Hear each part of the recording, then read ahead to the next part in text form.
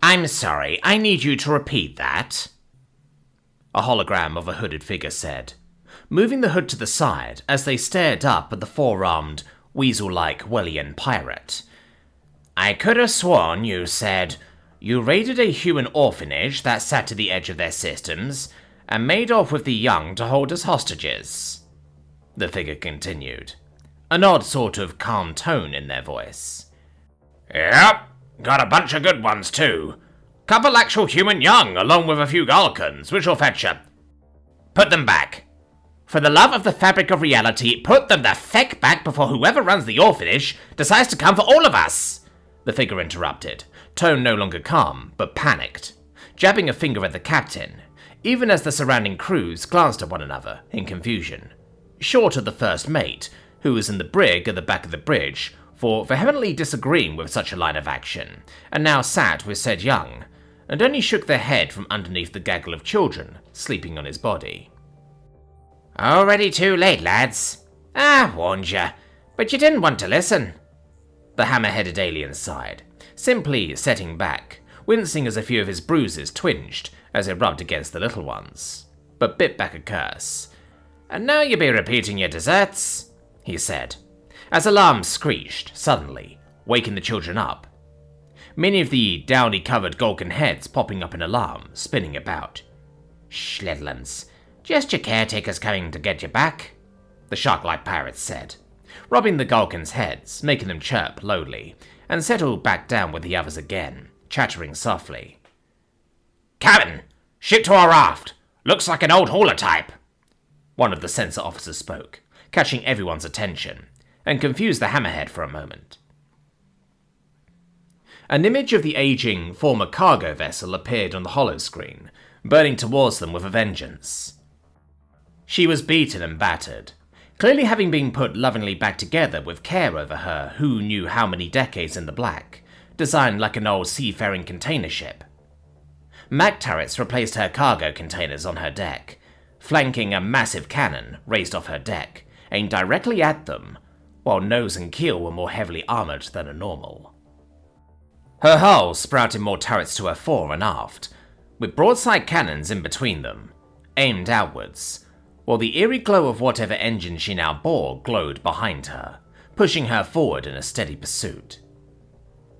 Sir, we be out of the turret's firing minimum effective range, but we can't do anything about her main cannon, one of the officers said, eyeing the cannon dubiously.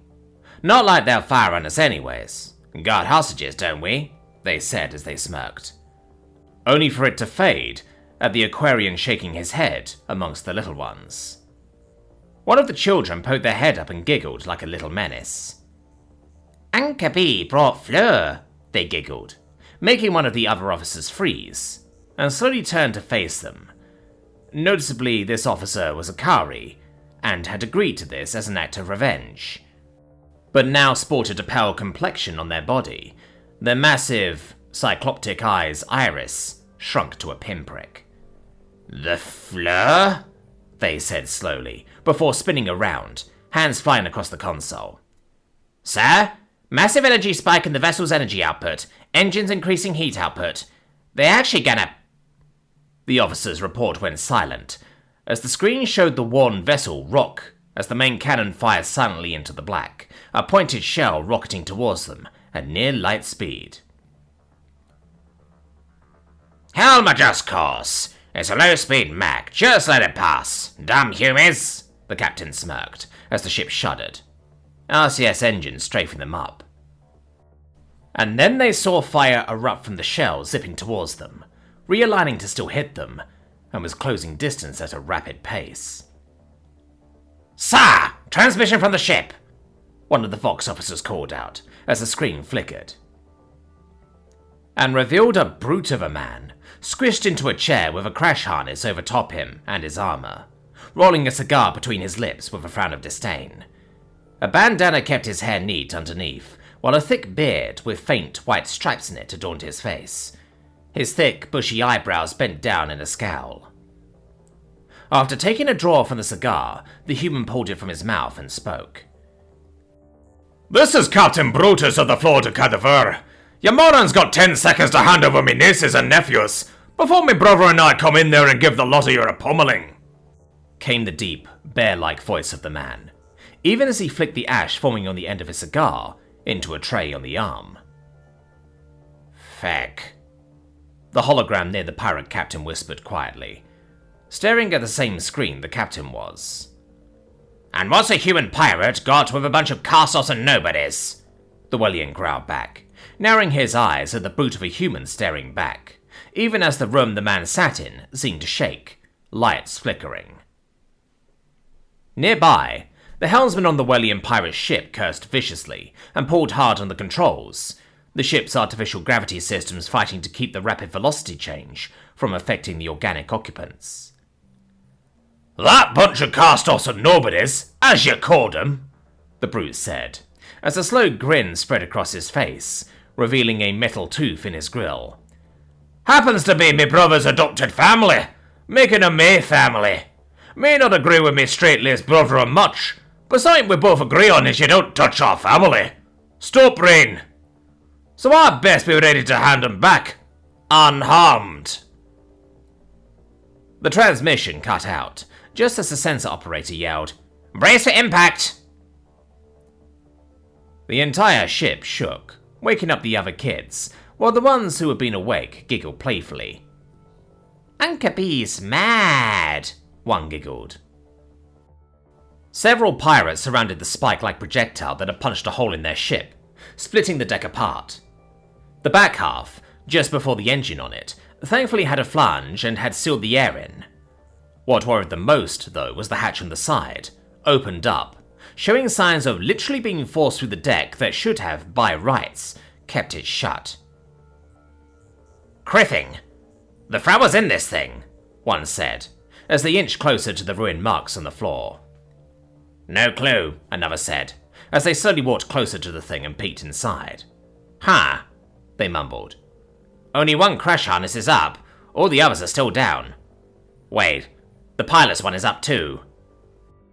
"You don't say," a deep voice said behind them, right before a massive metal-covered fist appeared where their head had been, the pirate themselves now embedded in the opposite wall. "Now the real fun begins," the towering human smirked, rolling his shoulders as he calmly lit a fresh cigar he pulled from a pouch on his armor. "Ain't that right?" he asked a smaller figure who was lighting their own corncob pipe, and gave a grin up at the other. "Yep, let's go and say hello," said a lighter, more bubbly voice, though it had a raspy edge to it, like someone who was used to belting out orders and having them followed to the dot.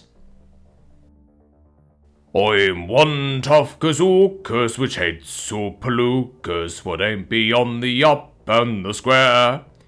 An eerie, jovial shanty rang out through the corridor, much to the huddling pirate's horror, the words distorted either by a speech impediment, or likely the corncob pipe in the singer's mouth. "Son of a criffing Frau, we should have never gone to that station.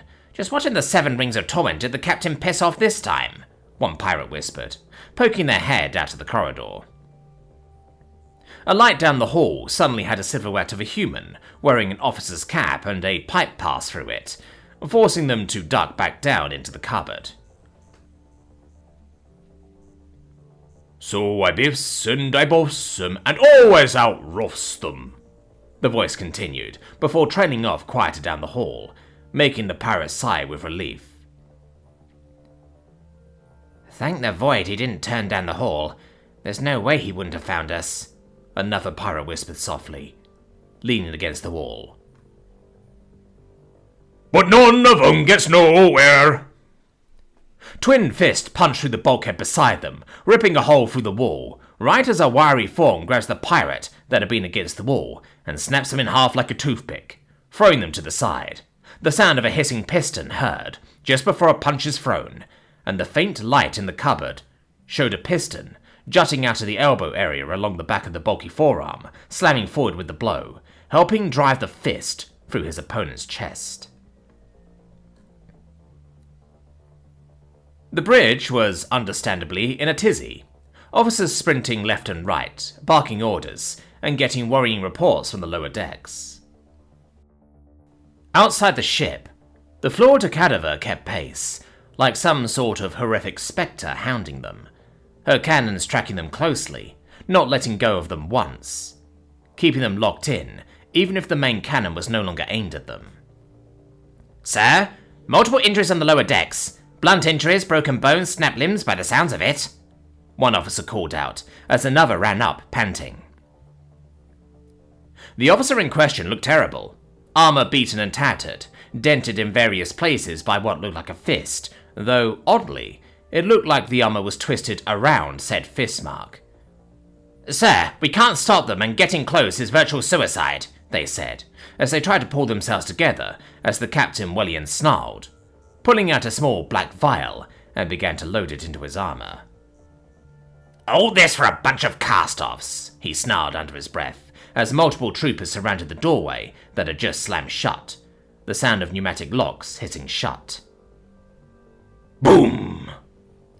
A massive fist suddenly appeared in the door on one side. Boom! Another fist, similar size but set lower and a different shape, appeared on the other side, forcing the door off its rails, even as the metal tried to hold firm. Bang! The doors flew off their hinges as a duel of laughter rang out, one deep and harsh, the other lighter, more jovial, though a chaotic tone accompanied it. Agagaga! And stepping on the shadows was the hulking form of Dread Privateer Bluto the Terrible, his trademark smirk on his face.